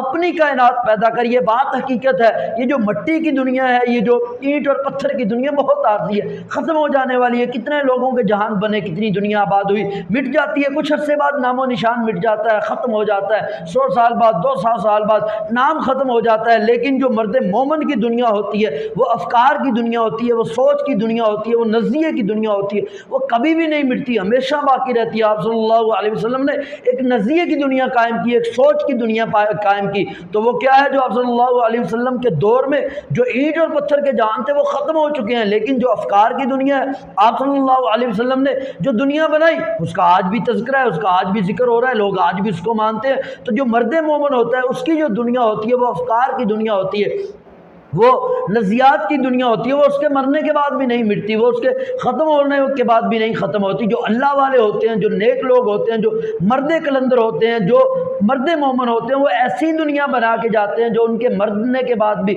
ہمیشہ دائمی طور پر باقی رہتی ہے، وہ کبھی بھی ختم نہیں ہوتی، وہ اصل دنیا ہوتی ہے، وہ مضبوط ہوتی ہے۔ یہ جو اینٹ اور پتھر کی دنیا ہے، اینٹ اور پتھر کا جہان ہے، آج ختم ہو جائے، خدا نہ خواستہ کبھی زلزلہ آ جائے، کبھی طوفان آ جائے تو یہ ختم ہو جاتا ہے۔ لیکن جو افکار کی دنیا ہوتی ہے، سوچ کی دنیا ہوتی ہے، جب آپ صلی اللہ علیہ وسلم آئے تو یہ دنیا میں جہالت تھی، گمراہی تھی، لوگوں کو جینے کا نہیں پتہ تھا۔ یہ جو اور آپ صلی اللہ علیہ وسلم نے ایسا انقلاب برپا کیا، لوگوں کے رہنے سہنے کے طریقے، کھانے پینے کے طریقے، چلنے اٹھنے بیٹھنے، کاروبار، ہر طرح کا انداز بدل گیا، بالکل تبدیل ہو گیا، کیونکہ وہ سوچ تھی آج تک وہی چل رہی ہے۔ بہت سے ملکوں کی زبان تک تبدیل ہوگی، جس طرح عراق ہے، مصر ہے، لبنان ہے، اور بہت سے ملک ہیں، لیبیا وغیرہ، جتنے بھی ملک ہیں، ان لوگوں کی زبان کچھ اور تھی، لیکن آج وہ عربی بول رہے ہیں۔ کیسا انقلاب ہے آپ صلی اللہ علیہ وسلم کا؟ وہ کون سا انقلاب تھا؟ وہ انہوں نے اپنا جہان پیدا کیا تھا۔ وہ کون سا جہان تھا؟ سوچ کا جہان تھا، افکار کا جہان تھا۔ تو علامہ صاحب وہی کہہ رہے ہیں کہ وہی جہاں تیرا جس کو تو کرا پیدا، اصل جہان ہے مرد مومن تیرا وہی ہے جس کو تو پیدا کرے گا۔ جو اللہ والوں کا جہان ہوتا ہے، اللہ والے دنیا سے چلے جاتے ہیں لیکن ان کے تذکرے باقی رہتے ہیں، ان کا جہان باقی رہتا ہے، ان کے طریقے پر چلنے والے لوگ باقی رہتے ہیں، ان کے طریقے پر لوگ چلتے رہتے ہیں، ان کو فالو کرتے رہتے ہیں، اس سے رشد اور ہدایت حاصل کرتے رہتے ہیں۔ علامہ صاحب یہی کہہ رہے ہیں، کہتے ہیں کہ مرد مومن تیرا جہان وہی ہے جس کو تو پیدا کرے گا۔ یہ جو تیری نظروں کے سامنے، یہ نظروں کا دھوکہ ہے، جو تیری نظروں کے سامنے اینٹ اور پتھر کا جہان ہے، یہ تیرا جہان نہیں ہے، یہ عارضی جہان ہے، فضول جہان ہے، یہ کچھ وقت بعد ختم ہو جانا ہے، اس سے محبت نہیں کرنی بلکہ اپنی دنیا پیدا کرنی ہے۔ دوسرا مطلب یہ بھی ہے کہ جو مرد مومن ہوتا ہے وہ کسی کو فالو نہیں کرتا، کسی کی اتباع نہیں کرتا، کسی کے پیچھے نہیں چلتا، وہ جو دنیا نظر آ رہی ہے اس کے پیچھے نہیں چلتا بلکہ وہ اپنی دنیا پیدا کرتا ہے۔ اسلام نے آ کے یورپ کو بتایا کس طرح جینا، انہوں نے ایک اپنا افکار دی، اپنی سوچ دی اسلام نے۔ تو یہی بات ہے، جو مرد کلندر ہوتے ہیں، اللہ والے ہوتے ہیں، وہ لوگوں کو اپنی طرف سے رشد اور ہدایت کا رستہ بتاتے ہیں، کسی کے طریقے پر کبھی بھی نہیں چلتے۔ یہی بات علامہ صاحب کہہ رہے ہیں، جو تیری نظروں میں دنیا قائم ہے اس دنیا کے پیچھے نہ چل، اس دنیا کو فالو نہ کر بلکہ اپنی دنیا قائم کر۔ اگلا شعر ہے، ماہ و ستارہ سے آگے مقام ہے جس کا، ماہ و ستارہ کہتے ہیں، ماہ کہتے ہیں چاند کو، ستارہ ستارہ کو کہتے ہیں، ماہ و ستارہ کا مطلب ہوگا چاند اور ستارے۔ مشت خاک ابھی آوارگان راہ میں ہے، مشت کہتے ہیں مٹھی کو، خاک کہتے ہیں مٹی کو، مشت خاک خاک کی مٹھی، یہ مطلب کیا ہے؟ مٹی کی ایک مٹھی۔ تو ابھی آوارگان راہ میں، آوارگان کہتے ہیں آوارہ پھرنا، ایسے ہی فضول پھرنا، راہ رستے کو کہتے ہیں۔ آوارگان راہ کا مطلب ہوگا رستے میں آوارہ پھرنا، فضول پھرنا۔ علامہ صاحب کہتے ہیں وہ خاک کی مٹھی کہ جس کا مقام چاند اور ستاروں سے بھی بلند تھا، چاند اور ستاروں سے بھی آگے تھا، وہ مٹی، وہ خاک کی مٹھی جو ہے ابھی رستوں میں ہی آوارہ پھر رہی ہے۔ اس شعر کے دو مطلب ہیں، ایک مطلب تو وہ جو میں نے بیان کیا، وہ مطلب کیا ہے؟ وہ خاک کی مٹھی جس کا مقام چاند اور ستاروں سے بھی آگے تھا، وہ خاک کی مٹھی کیا ہے، رستے میں آوارہ پھر رہی ہے۔ دوسرا مطلب کیا ہے، وہ مرد مجاہد، وہ مرد مومن جس کا مقام اس چاند اور ستاروں سے بھی آگے تھا، وہ ایک خاک کی مٹھی کی طرح رستے میں جگہ جگہ آوارہ پھر رہی ہے۔ علامہ صاحب کہتے ہیں مرد مومن، مرد مجاہد، تیرا مقام تو چاند اور ستاروں سے بھی آگے تھا، تیرا کام تو ان چیزوں کو مسخر کرنا تھا۔ قرآن میں اللہ تعالیٰ نے فرمایا ہے ہم نے انسان کے لیے ساری کائنات کو مسخر کر دیا۔ پوری کائنات میں چاند اور ستارے بھی آتے ہیں، جب کہہ دیا پوری کائنات کو مسخر کر دیا تو مطلب کیا ہے، جو چاند اور ستاروں سے آگے کا جہان ہے، اس سے دور کا جہان ہے، وہ بھی انسان کے لیے مسخر کر دیا۔ تو علامہ صاحب کہتے ہیں جب ساری کائنات تیرے لیے مسخر ہو گئی ہے، ساری کائنات تیرے تابع ہو گئی ہے، تیرا مقام تو چاند اور ستاروں سے بھی آگے تھا، تو ایک خاک کی مٹی کی مٹھی کی طرح رستے میں آوارہ پھر رہا ہے، تجھے منزل کا ہی نہیں پتا، تجھے ٹھکانے کا ہی نہیں پتا، تجھے رستے کا ہی نہیں پتا، تو دوسروں کی اتباع کر رہا ہے، تو انگریز کی اتباع کر رہا ہے، دوسروں کے پیچھے چل رہا ہے، ان سے رستہ حاصل کرنے کی کوشش کر رہا ہے، تو خود بھٹکا پھر رہا ہے، حالانکہ تم خود لوگوں کو راہ رشد بتانے والا تھا، تو خود لوگوں کو ہدایت کا رستہ بتانے والا تھا، تو خود لوگوں کو راہ راست کی طرف، صحیح رستے کی طرف لانے والا تھا، تو لوگوں کی ہدایت کرنے والا تھا، رہنمائی کرنے والا تھا، تیرے پاس سچا دین تھا، سچا ایمان تھا، تیرے پاس قرآن تھا، تو خود بھٹک گیا ہے، تو مٹی کی طرح۔ یہ جو دوسرا مطلب ہے، یہ مطلب خاک کی مٹی کی طرح تو آوارہ پھر رہا ہے، یہی بیسٹ ہے۔ تو علامہ صاحب کہہ رہے ہیں تو خاک کی مٹی کی مٹھی کی طرح تو ایسے آوارہ پھر رہا ہے جیسا مٹی کی مٹھی کو آپ اچھالتے ہیں تو کیا ہوتا ہے، مٹی جو ہے ہر طرح بکھر جاتی ہے، کہیں ادھر کچھ ذرات، کچھ ادھر کچھ آگے، کچھ پیچھے، کچھ ہوا میں، فضا میں ایسے بکھر جاتے ہیں۔ تو وہ کہتے ہیں تو بھی اسی طرح ایک خاک کی، ایک مٹی کی مٹھی کی طرح تو بھی کائنات میں آوارہ پھر رہا ہے، فضول پھر رہا ہے، تجھے نہ پتہ ہے کہاں جانا ہے، کیا کرنا ہے، کیسے جینا ہے، کیا کرنا ہے، کوئی فعل کا، کسی اپنے عمل کا، کسی کردار کا تجھے علم ہی نہیں ہے، تو دوسروں کی اتباع کر رہا ہے، دوسروں کے پیچھے چل رہا ہے، دوسروں کو فالو کر رہا ہے، انگریز کو فالو کر رہا ہے، غیروں کو فالو کر رہا ہے، حالانکہ تیرے پاس ساری ہدایت تھی، تیرے پاس رہنمائی تھی، تیرا مقام تو چاند اور ستاروں سے بھی آگے تھا، تو نے تو چاند اور ستاروں سے بھی آگے جانا ہے، تو خود ہی بھٹکتا ہوا پھر رہا ہے۔ یہی بات علامہ صاحب کہہ رہے ہیں، ماہ ستارہ سے آگے ہے مقام جس کا، وہ مشت خاک اب یوارگان راہ میں۔ وہ کہتے ہیں تیرا مقام تو چاند اور ستاروں سے بھی آگے تھا، تو اپنے مقام کو پہچان، اپنی حیثیت کو پہچان، تو تجھے پتہ چلے گا تو کتنا عظیم ہے۔ دوسرا اس شعر کا مطلب کیا ہے، علامہ صاحب مسلمانوں کو سائنس کی طرف راغب کرنا چاہتے ہیں۔ وہ کہتے ہیں جدید علم سیکھو اور چاند اور ستاروں سے بھی آگے کے جہان کو دیکھو، سائنس کو حاصل کرو۔ جس وقت علامہ اقبال صاحب پیدا ہوئے، انگریز برصغیر میں آ چکا تھا، وہ سائنس اور ٹیکنالوجی کی وجہ سے اس نے مسلمانوں پر اقتدار جمایا، اپنی حکومت قائم کی۔ آلدو وہ تعداد میں بہت تھوڑے تھے، 30 کروڑ کا ملک تھا، لیکن جو انگریز تھے وہ چند ہزار آئے، لیکن مسلمانوں پہ وہ غالب ہوئے، مسلمانوں پہ حکومت قائم کی۔ وہ صرف اپنی ٹیکنالوجی کی وجہ سے اور اپنی ان چیزوں کی وجہ سے مسلمانوں کو، وہ بھی سائنس کی وجہ سے مسلمانوں پر انہوں نے غلبہ حاصل کیا۔ علامہ صاحب بھی مسلمانوں کو ترغیب دے رہے ہیں کہ سائنسی علوم کو حاصل کرو، تاکہ جو ہے اپنا مقام، جو آپ کا مقام بہت آگے ہے، چاند اور ستاروں سے بھی آگے ہے، وہاں تم اپنا مقام تلاش کر سکو۔ اگلا شعر ہے، خبر ملی ہے خدایان بحر و بر سے مجھے۔ خدایان کہتے ہیں نگرانوں کو، محافظ کو۔ خدایا نے بحر و بر، خشکی، بحر وہ تری کو کہتے ہیں، بر خشکی کو کہتے ہیں۔ بحر و بر کا مطلب ہوتا ہے خشکی اور تری۔ خدایا نے بحر و بر کا مطلب ہوگا خشکی اور تری کے جو نگران ہیں، محافظ ہیں، ان کی طرف سے علامہ صاحب کہتے ہیں مجھے خبر ملی ہے۔ مراد یہاں پر فرشتے ہیں جو کائنات کا نظام چلا رہے ہیں۔ فرنگ کہتے ہیں انگریز کو، راہ رستے کو کہتے ہیں، گزر سیل بے پناہ میں ہے۔ راہ گزر کہتے ہیں، گزرنے کو راہ گزر ہوگا، جہاں سے گزرا جاتا ہے وہ رستہ جہاں سے گزرا جاتا ہے۔ سیل بے پناہ، سیل سیلاب کو کہتے ہیں، بے پناہ جس کی کوئی پناہ ہی نہ ہو، جس کی کوئی حد ہی نہ ہو، کہتے ہیں اس کی کوئی پناہ ہی نہیں ہے، کوئی ٹھکانہ ہی نہیں ہے۔ مطلب ایسا سیلاب، سیل بے پناہ ہوگا، ایسا سیلاب جس کا کوئی ٹھکانہ ہی نہ ہو۔ مراد کیا ہے، بہت شدید سیلاب، کیونکہ جس سیلاب کا کوئی ٹھکانہ ہی نہیں ہوتا وہ بہت شدید ہوتا ہے۔ علامہ صاحب کہتے ہیں مجھے خبر ملی ہے خدایا نے بحر و بر سے مجھے، فرنگ راہ گزر سیل بے پناہ میں ہے۔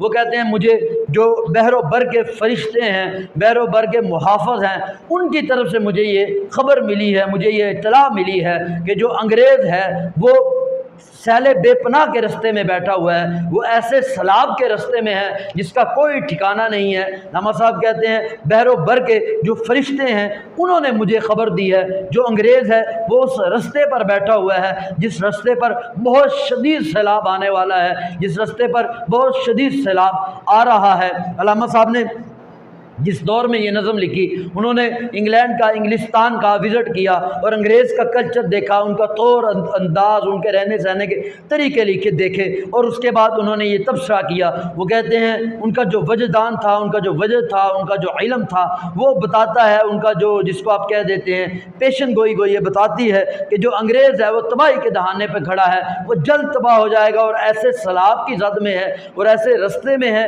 جہاں پر ایسا شدید سیلاب آنے والا ہے جو کہیں بھی ٹکے گا نہیں، ان کو ایسے بہا کر لے کر جائے گا، پھر ان کو کہیں ٹھکانہ نہیں ملے گا۔ علامہ صاحب کی یہ پیشن گوئی بالکل درست ثابت ہوئی۔ وہ انگریز، وہ انگلستان، وہ انگلینڈ جس کی جو حکومت تھی وہ اتنی بڑی حکومت تھی، کہا جاتا تھا کہ انگلینڈ کا جو سورج ہے وہ کہیں دنیا میں غروب نہیں ہوتا، برِ صغیر کیا اور دنیا بھر میں اس کی حکومت تھی، بہت سے ملک اس کے قبضے میں تھے، اس کے کنٹرول میں تھے، لیکن کیا ہوا، رفتہ رفتہ سب ملک جو ہیں جب علامہ صاحب فوت ہوئے اس سے چند ہی جو ہے ماہ بعد، چند ہی سالوں بعد وہ تمام ملک جو انگریز کے شکنجے سے چھوٹ گئے، آزاد ہو گئے۔ تو یہی علامہ صاحب بات کر رہے تھے، اور بلکہ یہاں پر بس نہیں ہوئی، بلکہ یہ انگریز طبقہ اور یہ جو غیر مسلم امریکہ اور انگلینڈ اور فرانس، یہ ملک آپس میں ہی لڑ پڑے۔ ان ملکوں کی جو آپس میں جنگ عظیم دوم ہوئی، بہت بڑا نقصان ہوا، ایٹمی دھماکے ہوئے اور ایٹم بم کا استعمال کیا گیا، بہت بڑا نقصان ہوا۔ علامہ صاحب نے اس کی پہلے ہی پیشن گوئی کر دی تھی۔ وہ کہتے تھے کہ یہ کیا ہے، خبر ملی ہے مجھے خدایا نے بحر و بر سے، فرنگ راہ گزے سیلے بے پناہ میں ہے۔ یہ جو انگریز ہے یہ تباہی کے دہانے پہ ہے، مجھے یہ فرشتوں نے بتایا ہے، مجھے محافظوں نے بتایا ہے کہ یہ جلد تباہ ہونے والا ہے۔ تو دوسرا جو انگریز ہے ان کے کلچر کو علامہ صاحب نے پڑھا، ان کا کلچر اتنا خستہ اور اتنا برا ہے، دیکھنے میں تو بہت خوبصورت لگتا ہے لیکن حقیقت میں اتنا گندا اور برا کلچر انگریز کا ہے جس نے ان کا معاشرہ تباہ و برباد کر دیا ہے۔ دوسرا مطلب یہی ہے کہ علامہ صاحب نے ان کے کلچر کی پیشن گوئی کی ہے کہ ان کا جو کلچر ہے وہ تباہ شدہ ہے اور تباہ کرنے والا ہے، اور وہی بات حقیقت ہے۔ آج یورپ میں چلے جاؤ، ان کا جو معاشرہ ہے انتہائی تباہ ہو چکا ہے، نہ کسی کو باپ کی پہچان، نہ بھائی کی پہچان، نہ کوئی خالہ کی پہچان، نہ کسی رشتہ دار کی پہچان، کوئی تعلق نہیں ہے، کوئی واسطہ نہیں ہے، اپنی زندگی ہے، جانوروں کی طرح زندگی جی رہے ہیں۔ جس طرح جانور دنیا میں آتے ہیں، کھایا پیا اور زندگی کی ضروریات پوری کی اور چلے گئے، اور کوئی مقصد نہیں ہے، وہی وہاں کا مقصد بن چکا ہے۔ جس طرح اکبر الہ آبادی نے کہا تھا، احباب کیا کار نمایاں کر گئے، بی اے کیا نوکر ہوئے، پینشن ملی مر گئے۔ وہ کہتے ہیں کیا زندگی ہے کہ اس انسان کی، اس پڑھے لکھے انسان کی، اس انگریز سے جو جڑا ہوا طبقہ ہے اس کی کیا زندگی ہے کہ کیا ہے؟ کہتا احباب کیا کار نمایاں کر گئے۔ وہ کہتا انہوں نے کیا کوئی کارنامہ سر انجام کر دیا؟ کہتا بی اے کیا، پہلے تو بی اے کے لیے ترستے رہے، کوشش کرتے رہے پڑھائی کے لیے، جب بی اے کر لیا تو پھر کیا ہوا کہ ملازمت حاصل کر لی، پھر ریٹائرڈ ہوئے، پینشن ملی، پھر مر گئے۔ تو کیا زندگی ہے یہ؟ زندگی تو جانور بھی جیتے ہیں کہ اپنی ضروریات کو پورا کرو، کھاؤ پیو اور دنیا سے چلے جاؤ، یہ تو جانور بھی کرتے ہیں۔ اصل تو یہی ہوتی ہے انسان معاشرے کے لیے جیے اور معاشرے میں ایک نام پیدا کرے، لوگوں کا بھلا کرے، ایک اچھی زندگی گزارے۔ تو جو انگریز ہے، جو فرنگ ہے، وہ اس زندگی سے قاصر ہے، وہ اس کو یہ زندگی نصیب نہیں ہے۔ علامہ صاحب نے اسی کی پیشن گوئی کی تھی۔ اگلا شعر ہے، تلاش اس کی فضاؤں میں کر نصیب اپنا، جہاں تازہ۔ جہاں تازہ کا مطلب ہوتا ہے نئی دنیا، میری آہ صبح گاہ میں ہے۔ آہ صبح گاہ کا مطلب صبح کی فریاد، صبح کی عبادت۔ علامہ صاحب صبح کے بہت پکے عبادت گزار تھے، تہجد گزار تھے، اور دوسروں کو بھی اس کی طرف ترغیب دیتے ہیں۔ وہ کہتے ہیں تلاش کر اس کی فضاؤں میں، تلاش اس کی فضاؤں میں کر نصیب اپنا، جہاں تازہ میری آہ صبح گاہ میں ہے۔ وہ کہتے ہیں میری جو صبح کی عبادت ہے، صبح کی نماز ہے، اس میں تو اپنا رزق اور اپنا نصیب تلاش کر، اس میں ایک نئی دنیا آباد ہے۔ علامہ صاحب کہتے ہیں جو میری تہجد کی نماز ہے، میری جو صبح کی نماز ہے، جو صبح کی فریاد ہے، اس میں ایک نئی دنیا آباد ہے، ایک نئی کائنات آباد ہے، اس میں تو اے مرد مومن اپنا جو ہے رزق تلاش کر، اس میں اپنا نصیب تلاش کر۔ اصل میں علامہ اقبال جو ہیں خود بھی تہجد گزار ہیں، خود بھی عبادت گزار ہیں، خود بھی صبح کو اٹھ کے اللہ سے آہوزاری کرنے والے ہیں۔ وہ امت مسلمہ کو بھی اس کا درس دیتے ہیں۔ اصل میں جب مسلمانوں پہ زوال شروع ہوا اس کی بڑی وجہ یہی ہے، ابھی بھی مسلمان تقریباً کافی حد تک زوال پذیر ہے، اس کی وجہ یہی ہے کہ مسلمان اللہ سے ہٹ گئے، اللہ سے دور ہو گئے۔ جو مرد مومن صبح اٹھ کے تہجد کے وقت جب ساری کائنات سو رہی ہوتی ہے، اللہ سے آہو گزاری کرتا ہے، اللہ سے مانگتا ہے، اللہ سے فریاد کرتا ہے، تو اللہ اس کو دنیا میں بھی عروج دیتا ہے اور آخرت میں بھی اللہ اس کی مغفرت کرتا ہے اور بلند مرتبے عطا کرتا ہے۔ علامہ صاحب کہتے ہیں دنیا کا بھی اگر मकाम हासिल करना है, मर्तबा हासिल करना है, तो तहज्जुद की नमाज को लाजमी पकड़ो, क्योंकि जो तहज्जुद की नमाज है ये इंसान को आजिज़ बना देती है, ये अल्लाह के सामने सिर्फ झुकने वाला बना देती है, ये इंसान के अंदर उम्मीद पैदा कर देती है। जब बंदा अल्लाह के सामने झुकता है और उसी के सामने रोता है और कहता है कि तू ही सब कुछ करने वाला है, तो उसके अंदर ये अज़म पैदा हो जाता है कि कायनात कुछ भी नहीं करने वाली, और उसको ये यकीन पैदा हो जाता है कोई भी बड़े से बड़ा मुकाम मैं हासिल कर सकता हूँ, क्योंकि देने वाली ज़ात सिर्फ अल्लाह की है। जिसने बाकियों को दिया वो मुझे भी दे सकती है। फिर उस इंसान के अंदर आजिज़ी पैदा हो जाती है, उसको ये ज़हन में आता है जो मेरे को अल्लाह ताला ने दिया, जो इज़्ज़त दौलत शोहरत और जो मुझे सेहत दी, जो सब कुछ अल्लाह ने दिया, ये भी अल्लाह ताला की अता है, जब चाहे मुझसे छीन सकता है। तो इसलिए मुझे आजिज़ी इख्तियार करनी चाहिए, कभी तकब्बर नहीं करना चाहिए। तो बहुत से फ़ायदे हैं सुबह की जो आहो गाई है, जो जिसको अल्लामा साहब कहते हैं आहो सुबह गा, जिसको अल्लामा साहब कहते हैं सुबह की जो आहोजारी है, सुबह की जो फरियाद है, वो कहते हैं इसी में अपना नसीब तलाश करो। दूसरा मतलब ये है कि जो अल्लामा इकबाल साहब सुबह की नमाज़ पढ़ते हैं, तहज्जुद पढ़ते हैं, अल्लाह ताला उनके ज़हन को खोल देता है, वो अफकार, वो सोचें और वो नज़रियात उनके दिमाग में आ जाते हैं, जिनको वो अशआर के ज़रिए हम तक पहुँचाते हैं। तो उनके अंदर एक आज़ादी का नगमा था, और जिस वक्त ख़ासकर बरसगीर का जो दौर था उसके अंदर जो उनके पैगामात थे, एक मोटिवेशन थी, एक तहरीक थी मुसलमानों की। जब मुसलमान अल्लामा इकबाल की दी हुई तहरीक को अपना लेंगे, उस पर अमल करेंगे, वो जो चीज़ें वो बयान करते हैं, जो अशआर में जिस चीज़ की तरफ उन्होंने तरगीब दी है, जब मुसलमान उस चीज़ को फॉलो कर लेंगे, उसकी इत्तबा कर लेंगे, तो क्या होगा, उनको दुनिया में रिस्क भी मिलेगा, अज़मत भी मिलेगी, अरूज भी मिलेगा, और उनको अपना नसीब भी मिलेगा। लामा साहब का जो दर्स था वो इनको सुबह जो नमाज़ पढ़ते थे, तहज्जुद करते थे, इनके ज़हन में जो अफ़कार आते थे उनको अशआर की नज़र में पेश करते थे, अशआर के अंदाज़ में पेश करते थे। उन अशआर में एक मोटिवेशन थी, एक आज़ादी की तहरीक थी। जो मुसलमान उस तहरीक को फॉलो करेंगे, उनको इनके अशआर को पढ़ के उनसे मैसेज लेंगे, उस पर अमल करने की कोशिश करेंगे, तो क्या होगा, दुनिया में भी फ़ायज़ होंगे और आखिरत में भी, और दुनिया में भी रिज़्क़ भी उनको मिलेगा, और अरूज भी मिलेगा, आज़ादी भी मिलेगी, और बुलंद मरातब भी मिलेंगे। यही वजह अल्लामा साहब कह रहे हैं कि जो मेरी आहो जारी है, मेरी आहे सुबहगाह है, इसमें अपना नसीब तलाश करो। अगला शेर है, मेरे कद्दू को, कद्दू कहते हैं वो बर्तन, उस ये जो असल बर्तन होता था, ये कद्दू को खाली करके ही बनाया जाता था, इसमें शराब बनाई जाती थी, तो इसको कद्दू भी कहते हैं। मेरे कद्दू को गनीमत समझ, कद्दू उस प्याले को कहते हैं जिसमें शराब बनाई जाती है। गनीमत समझ के बादाए नाब, बादाए नाब होता है खालिस शराब, बगैर मिलावट के जो शराब है उसको बादाए नाब कहते हैं। ना मदरसे में है बाकी, ना खानका में। खानका बुज़ुर्गों की इबादत गाह को कहते हैं, जहाँ पर जो तसव्वुफ़ वाले बुज़ुर्ग होते हैं, अल्लाह वाले बुज़ुर्ग होते हैं, उन्होंने जो खानका बनाई होती है, जहाँ पर लोग आकर इबादत करते हैं और बुज़ुर्गों से फ़ैज़ लेते हैं। तो लामा साहब उसका जिक्र कर रहे हैं, कहते हैं, लामा साहब कहते हैं जो मेरी शराब है इसी को ही गनीमत समझो, मेरा जो कद्दू है इसी को ही गनीमत समझो, क्योंकि इसी में ही खालिस शराब है। ऐसी खालिस शराब ना किसी मदरसे में मौजूद है, ना किसी खानका में मौजूद है। लामा साहब की बात बिल्कुल हकीकत है, क्योंकि जिस दौर में लामा साहब पैदा हुए उस वक़्त जो खानका थी, जो बुज़ुर्ग थे, वो भी अल्लाह अल्लाह का सिर्फ दर्स दे रहे थे, और आज़ादी की तरफ नहीं, जो इस्लाम का बहुत बड़ा रुकन है और एक बहुत बड़ा इस्लाम का जो हुक्म है आज़ादी हासिल करना, इसकी तरफ वो कम तरगीब दे रहे थे। तो इसलिए अल्लामा साहब वो थे जिन्होंने मुसलमानों को एक जोश और जज्बा दिया, लोगों को खुदी का पैगाम दिया, कि मुसलमानों को कहा कि अपने आप को पहचानो, अपनी ज़ात को पहचानो, कि तुम दुनिया में इनकलाब बर्पा कर सकते हो।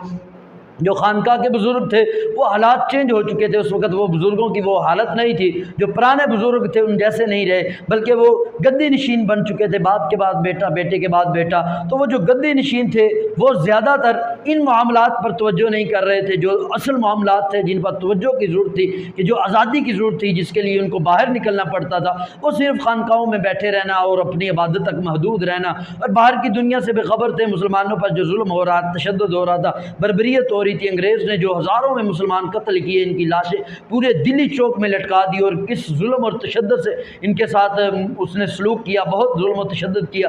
लेकिन इस पर ना किसी खानका ने आवाज़ उठाई, ना ही किसी मदरसे में इस पर गौर खोज किया जा रहा था, और मदरसों में न इस लेवल का पैगाम दिया जा रहा था। आल्दो दिया जा रहा था, लेकिन जिस तरह अल्लामा इकबाल ने दिया, जिस तरह इन्होंने जोश और जज्बा दिया, जिस तरह इन्होंने तहरीक पैदा की, तो वो वहाँ पर नहीं थी। इसीलिए अल्लामा साहब कहते हैं कि जो मेरे पैगामात हैं, जो मैं आपको कह रहा हूँ, जो मैं درس دے رہا ہوں، جو میں اپنے شعار کے ذریعے پیغام دے رہا ہوں، اسی پیغام کو لازمی پکڑ لو، اسی سے جڑ لو، اور اسی کے اندر خالص شراب ہے۔ کیونکہ علامہ صاحب کے جو شعر ہیں وہ اسلام کا حقیقی درس ہیں، علامہ صاحب کے جو اشعار ہیں وہ قرآن کا عکس ہیں، وہ قرآن پاک میں جو تعلیمات ہیں علامہ صاحب انہی تعلیمات کی عکاسی کرتے ہیں، انہی تعلیمات کا درس دیتے ہیں، جو حدیث میں تعلیمات ہیں انہی تعلیمات کا یہ درس دیتے ہیں۔ تو علامہ صاحب کہتے ہیں کہ قرآن اور حدیث سے جڑو، اور جب قرآن اور حدیث سے جڑو گے تو پھر کیا ہوگا، تمہارے اندر وہ تمہیں شراب ملے گی۔ یہاں شراب سے مراد ہدایت کی شراب ہے، وہ شراب ملے گی جو کہیں مدرسے میں نہیں ملتی، کسی خانقاہ میں نہیں ملتی۔ جو قرآن حدیث کی حقیقی شراب ہے اس کو علامہ صاحب نے اپنے اشعار کے ذریعے بیان کیا، اپنے پیغامات کے ذریعے بیان کیا۔ یہی وجہ علامہ صاحب کہتے ہیں کہ جو شراب میرے پاس ہے، جو شراب میں پیش کر رہا ہوں، وہ شراب، وہ ہدایت، وہ جو ہے ہدایت کے رستے، وہ تحریک جو ہے وہ کہیں سے آپ کو نہیں ملے گی، وہ موٹیویشن کہیں سے آپ کو نہیں ملے گی۔ اس لیے وہ کہہ رہے ہیں میرے قدو کو غنیمت سمجھ کے بعد ناب، نہ مدرسے میں ہے باقی نہ خانقاہ میں۔ وہ کہتے ہیں جو خالص شراب میں آپ کو دے رہا ہوں، جو میرے پاس ہے، اسی کو غنیمت سمجھو، جو پیغام میں دے رہا ہوں اسی سے جڑے رکھو، اسی کا ہی دامن تھامے رکھو، اسی سے اگر جڑے رہو گے، اسی دامن کو تھامے رکھو گے تو کامیاب ہو جاؤ گے۔ اصل میں علامہ اقبال صاحب جب تہجد پڑھتے تھے، صبح کی آہوزاری کرتے تھے، تو اللہ تعالیٰ ان کے دماغ میں نئے نئے افکار، نئی نئی سوچیں، نئے نئے نظریات ڈالتا تھا، وہ اپنے اشعار کے ذریعے لوگوں تک پہنچاتے تھے۔ تو علامہ صاحب اسی کا ذکر کر رہے ہیں کہ جو میں پیغامات پہنچا رہا ہوں، جو میرے افکار ہیں، نظریات ہیں، انہی پر ڈٹے رہو، انہی پر قائم رہو، تو یہی خالص شراب ہے۔ اور یہ خالص شراب نہ کہیں مدرسے میں ہے اور نہ ہی کہیں خانقاہ میں ہے۔ یقیناً دونوں غزلوں کی تشریح سمجھ میں آ گئی ہوگی۔ ویڈیو سننے کا بہت شکریہ، اپنا بہت سا خیال رکھیں، اللہ حافظ۔